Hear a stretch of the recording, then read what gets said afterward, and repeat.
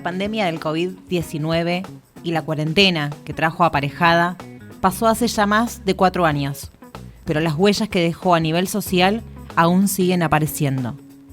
Según la Organización Mundial de la Salud, en tan solo el primer año los casos de ansiedad y depresión aumentaron un 25% a nivel mundial. La salud mental pasó a tener un rol mucho más relevante en las escuelas de nuestro país. Y sin embargo, ¿sabemos de qué hablamos cuando hablamos de salud mental? ¿Cómo son acompañados los estudiantes en sus propias trayectorias? ¿Y los docentes? Bienvenidos a Tiza y Tecla, un podcast producido por Educatopía, hecho por docentes y para docentes.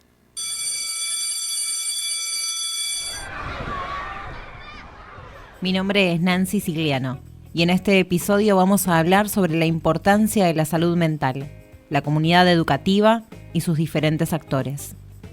De la mano de especialistas y funcionarias vamos a revisar y contextualizar nuestras prácticas educativas y cuestionarnos qué imperativos nos exige la realidad de hoy. Cuando hablamos de salud mental, pensamos en la definición que da la Organización Mundial de la Salud, es decir, un estado de bienestar mental que permite a las personas hacer frente a los momentos de estrés de la vida y desarrollar todas sus habilidades. Ahora bien, volvamos rápidamente al 2020. En Argentina, por decreto de necesidad y urgencia, se estableció una cuarentena. Quédate en casa fue la frase de cabecera, y lo que muchos pensaban que serían no más de 15 días, terminó siendo una etapa de más de un año. El miedo y la angustia eran emociones generales. En los medios de comunicación se hablaba constantemente de cifras de fallecidos y contagios. Y además, algunas actividades pretendían continuar con cierta regularidad. Una de ellas, la escuela. Zoom, Meet, Drive, Classroom pasaron a ser nuestras aulas, carpetas y cuadernillos. La vuelta a la presencialidad en las escuelas del país fue progresiva, con idas y vueltas, burbujas y modalidades mixtas. Niños, adolescentes y adultos volvíamos a un mundo que poco se parecía al mundo que habitábamos antes, y el bienestar emocional entró en crisis. Sobre esto hablamos con Julia Aris Las Cepas. Ella es psicóloga clínica y educacional. Creo que por un lado no terminamos de dimensionar o de entender todavía, de encontrarnos del todo con las consecuencias que trajo. Por un lado el encierro y por otro lado lo simbólico que tiene el haber puesto la muerte tan a la vuelta de la esquina. Por un lado se recrudecieron muchísimas situaciones de violencia familiar, de violencia en el hogar. Por otro lado, lo traumático justamente de poner la muerte sobre la mesa, ¿no? Y tan ahí a la vuelta de la esquina, como en cualquier momento cualquiera puede morir y por eso es necesario encerrarnos y cuidarnos. Por otro lado, también creo que puso de manifiesto la necesidad de cuidar la salud mental, entender que la salud es algo mucho más integral que solamente lavarnos las manos, porque empezaron a aparecer un montón de cuestiones y malestares muy grandes asociados al encierro y demás que se hicieron manifiestos y entonces tomamos conciencia de la importancia de cuidar nuestra salud mental. También hablamos sobre esto con Nora Merlín, psicoanalista, docente e investigadora de la Universidad de Buenos Aires. La violencia doméstica, de toda clase de consumos, también deserciones escolares. En la pandemia se vio mucho esto de chicos o adolescentes que no podían sostener la virtualización, que se desordenaron, familias que no pudieron acompañar por las razones que sea. Puede ser o porque no se contaba con tecnología en las casas y el Estado no llegó a todas las casas, por supuesto, o que no pudieron, ¿no? Vimos niños o adolescentes que no solo que no sostuvieron, sino esa ruptura de los lazos sociales los llevó a estados de depresión, de desvitalización o tristeza, ¿no? Entonces, esta presencia la presencia de la vulnerabilidad constante condujo a a lo que hoy aparece como también desmotivación, como cansancio, como una suerte de encierro voluntario también, ¿no? De cada uno en su casa con su computadora o su teléfono. Es claro que la salud mental tomó una relevancia muy grande en los últimos años. Y si bien esta crisis de la que hablamos no es fruto exclusivamente de la pandemia, es inútil negar que aceleró procesos y además nos puso frente a conflictos y situaciones que exigen nuestra intervención. Ansiedad, depresión, trastornos de la conducta alimentaria, una creciente ludopatía en adolescentes cada vez más niños. La lista de conflictos vinculados a la salud mental y emocional es cada vez más amplia y por eso merece un episodio aparte. La pregunta acá es, ¿qué tan preparados estamos los docentes para detectar indicios de riesgo en nuestros estudiantes? Te diría que están muy preparados y a la vez muy poco. La gran mayoría de los diagnósticos suceden porque quien observa en primera instancia es un o una docente, ya sea en el nivel inicial, en primaria o en secundaria. Muchas veces llegan situaciones a la escuela secundaria que no han sido observadas, que no han sido miradas previamente, y es un docente de nivel secundario que a partir de una cuestión académica identifica que hay algo que no está bien, que por ahí no tiene las herramientas para identificar qué es lo que no está bien o qué es lo que está observando, pero sí hay algo que no está bien. Y esto también pasa a nivel inicial muchísimo y a nivel primario también. Es el principal espacio en donde se identifican malestares o bien alguna cuestión en torno a lo cognitivo en la escuela. Muchas veces los docentes identifican que hay algo que no está bien. Están muy soles también, que muchas veces los equipos directivos no acompañan, que muchas veces no hay un equipo técnico en la escuela que pueda atender a eso o están sobrepasados realmente, porque los equipos técnicos están muy sobrepasados. Entonces no hay a quién llevar esa preocupación que advierten los docentes y que muchas veces tampoco pueden identificar qué es lo que están observando, ¿no? Ya acá hay algo que no está bien, dicen, o encuentran, este chico o esta chica me preocupa, pero no terminan de poder identificar qué es lo que preocupa. Entonces, si hubiese una formación para poder sensibilizar en torno a qué es lo que se observa justamente, nos ahorraríamos un montón de pasos, realmente, porque ya habría esto de, che, estoy observando esto puntualmente, ¿no? Si podemos identificar esos riesgos previamente, la demanda parece ya mucho más conformada o incluso más habilitada, porque el docente muchas veces se encuentra en esas situaciones y no sabe bien qué es lo que está observando y bueno, dice, bueno, por ahí es algo mío, ¿no?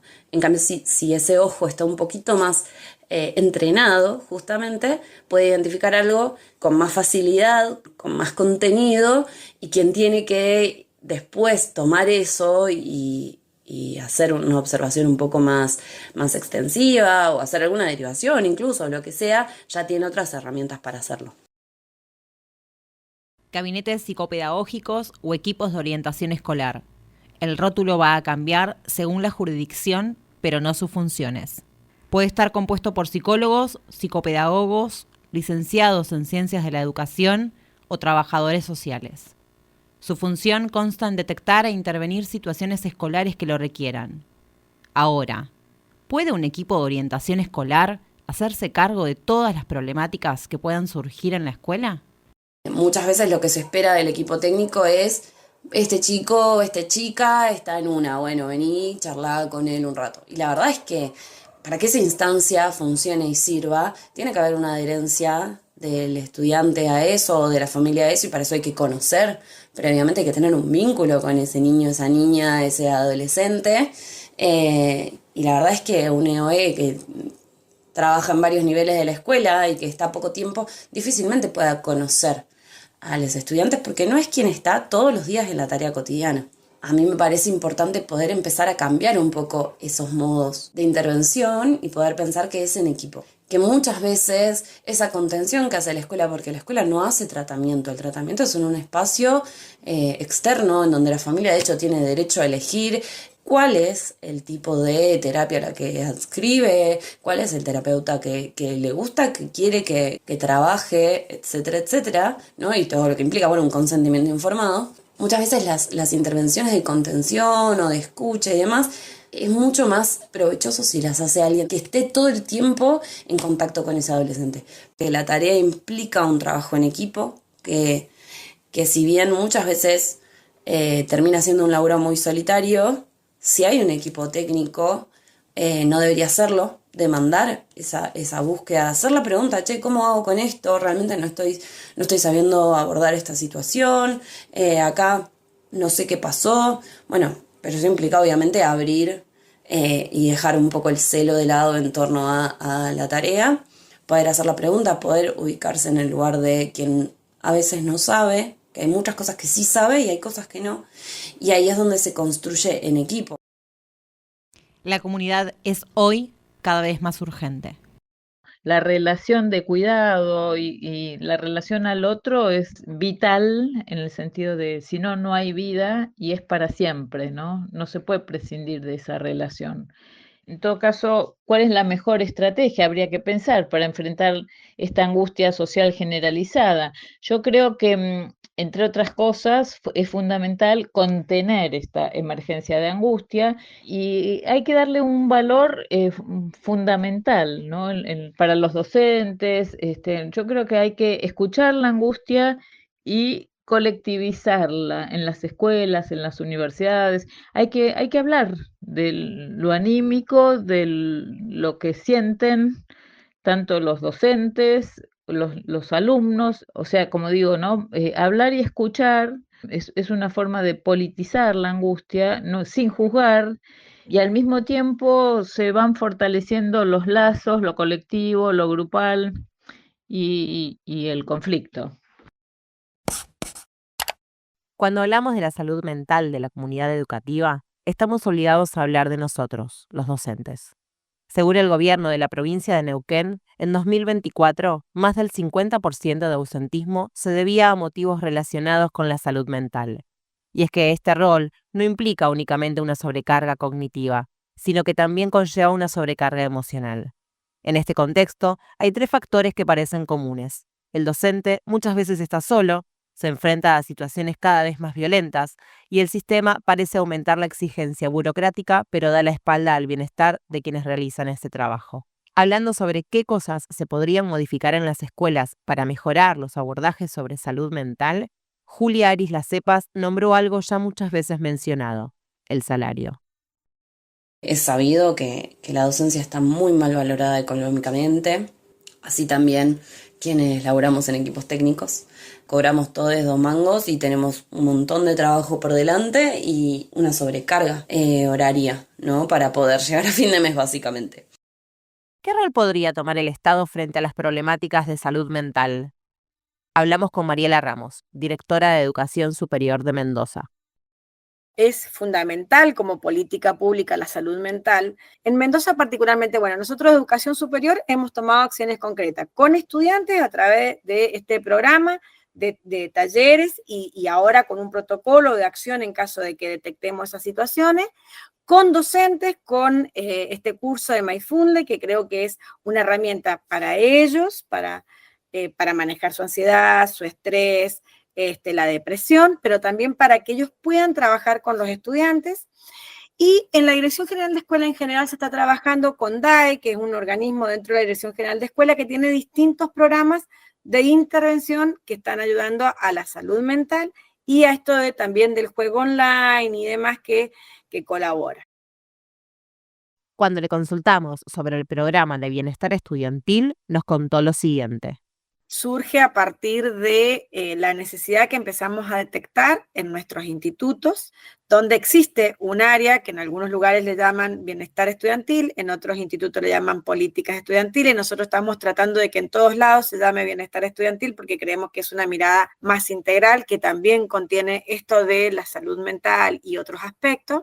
Y surgió por muchos chicos que empezaron a solicitar a sus respectivos BDLs o directivos en los institutos ayuda porque se sentían con depresión, tenían ansiedad, bajaban la trayectoria, ¿sí? Comenzamos o sea, cuando se comenzaron a ver por qué muchos estudiantes habían dejado su trayectoria, muchas eran estas razones.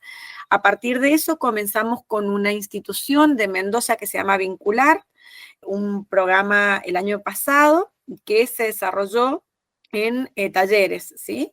Algunos talleres de las zonas más alejadas lo hicimos en forma virtual y los talleres más cercanos lo hicimos en forma presencial. Y estos talleres, obviamente, para nosotros es importante porque la salud mental y el bienestar están ligados directamente al rendimiento académico y a la persona como futuro docente o a la persona como futuro profesional en el caso de las carreras técnicas. Y lo que detectamos en esos talleres fue que le pudieron poner nombre ellos a situaciones que vivían, ¿sí? Y que no sabían que lo que tenían era un pico de estrés, era ansiedad o, qué sé yo, alguna situación de estas que se viven dentro de la salud mental en su amplitud. Fue una experiencia piloto. Esto también lo vimos no solamente en estudiantes, también lo hemos vivido en docentes. En Argentina, la Ley de Salud Mental, sancionada en el año 2010, resultó novedosa e incluso elogiada por múltiples organizaciones internacionales. Sin embargo, hoy en día presenta una desarticulación sistemática, comenzando por un desfinanciamiento continuo. En muchos aspectos, el contexto resulta angustiante. Pero, ¿qué es la angustia? Se define en el psicoanálisis, en pocas palabras lo podemos decir como un estado de desamparo e indefensión. Entonces, ¿qué sucede cuando el Estado se retira, ¿no? Que es lo propio del neoliberalismo, achicar el Estado y agrandar el mercado? Y bueno, el sujeto se queda a la intemperie, se queda desamparado, sin mecanismos protectores, ¿no? Con la meritocracia como valor fundante de la subjetividad. Nora Merlin nos aporta entonces un concepto que resulta esperanzador: la reparación. Una operación que plantea Melanie Klein que es fundamental, ¿no? Es frente a un duelo, un dolor muy, muy grande, es necesario, es preciso comenzar a reparar. Y acá no estamos hablando incluimos el daño económico, por supuesto, pero no solo, también el sufrimiento social. Entonces, eso implica que necesitamos recuperar sueños junto con la creencia en el porvenir. Dado que la pobreza no es solo económica, sino que también es anímica y es espiritual, entonces, además de la urgente mejora salarial que deben tener los docentes, que es fundamental como motivación profesional, es necesario también alegrar las almas, tanto de los educadores como de los educandos. Entonces, hay que inventar herramientas que desde lo simbólico interrumpan la bulia social y sean capaces de alegrar las almas o los espíritus con gestos amorosos, capaces de entusiasmar.